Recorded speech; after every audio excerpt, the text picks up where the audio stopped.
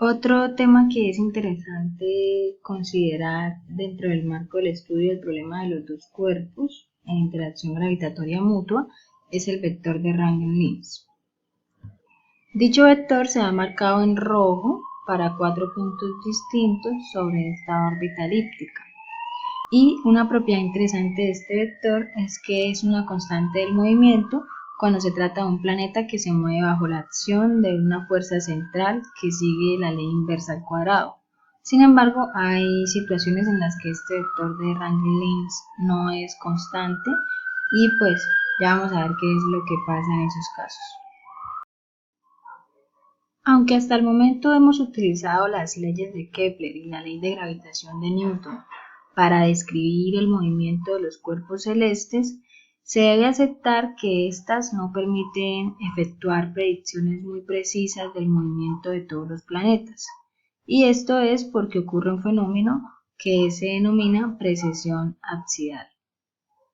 Los ábsides son los dos puntos de la distancia más cercana y lejana de la órbita, el periábside y el apoábside. El fenómeno de precesión apsidal corresponde a la rotación de la línea que une los ábsides. El fenómeno de la precesión apsidal ocurre cuando la energía potencial entre los dos cuerpos no es exactamente el potencial 1 sobre r de la ley gravitatoria de Newton, sino que difiere aunque sea ligeramente. Entonces, en estos casos, la elipse de la órbita rota gradualmente. Este es solamente alguno de los efectos posibles, aunque también corresponde este efecto a la rotación del vector de Rangel-Lins, orientado según la línea de las ábsides.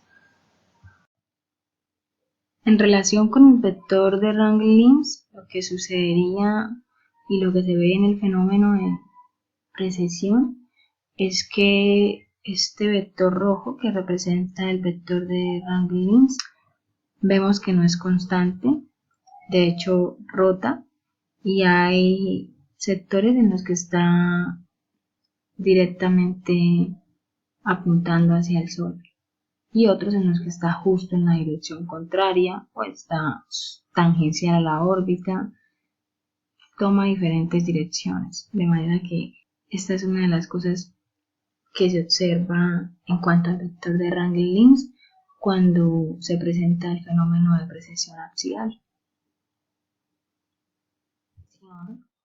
Aunque en este video vamos a estudiar la precesión de la órbita de Mercurio, cabe recalcar que este fenómeno de precesión apsidal se observa para todos los planetas que orbitan alrededor del Sol, principalmente debido a que el Sol no es perfectamente esférico y a otras atracciones e interacciones que tienen con los otros planetas entre sí.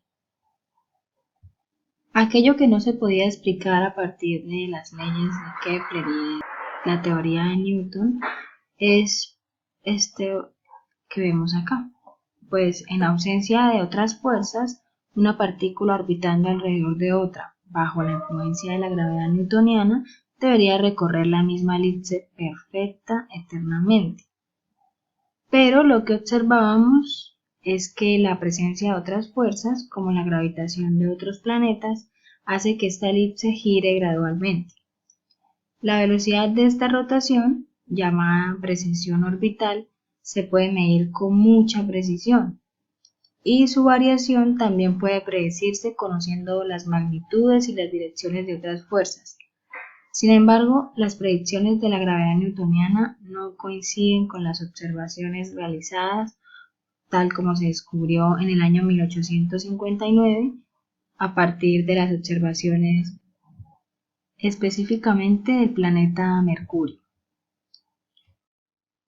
El movimiento extraño de Mercurio alrededor del Sol fue durante mucho tiempo un gran misterio. Y en 1859, este personaje, Le Verrier, descubrió que la precesión orbital del planeta de Mercurio no era exactamente la que debería ser de acuerdo con las leyes de Newton, pues la elipse de su órbita estaba girando, es decir, estaba describiendo un movimiento de precesión ligeramente más rápido de lo que se podía predecir por la teoría tradicional de la gravedad newtoniana. incluso después de que todos los efectos de los otros planetas hubieran tenido en cuenta.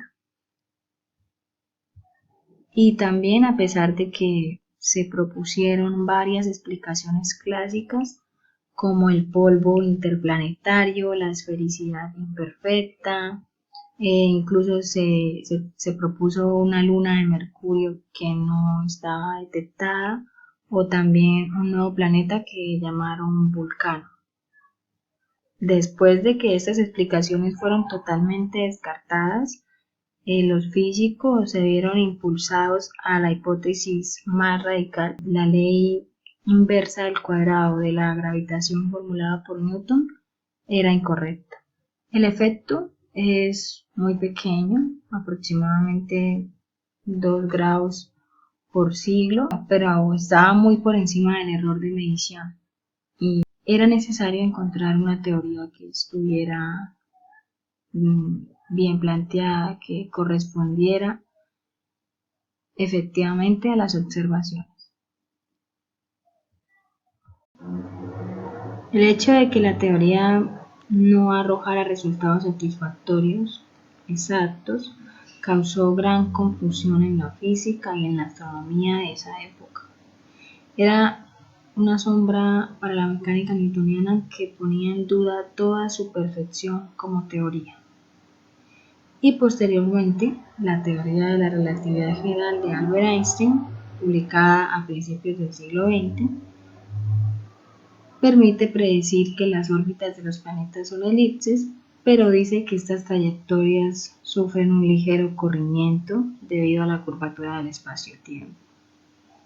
El cálculo del corrimiento de Mercurio en su órbita alrededor del Sol, utilizando la teoría gravitacional de Einstein, arroja un corrimiento que coincide de manera exacta con los datos observacionales. Cabe recalcar también que en el resto de los planetas existe un corrimiento, pero es tan pequeño que no es detectado por las mediciones. Y pues ya la teoría de Einstein había finalmente resuelto un problema que preocupó a los científicos por al menos 6 décadas.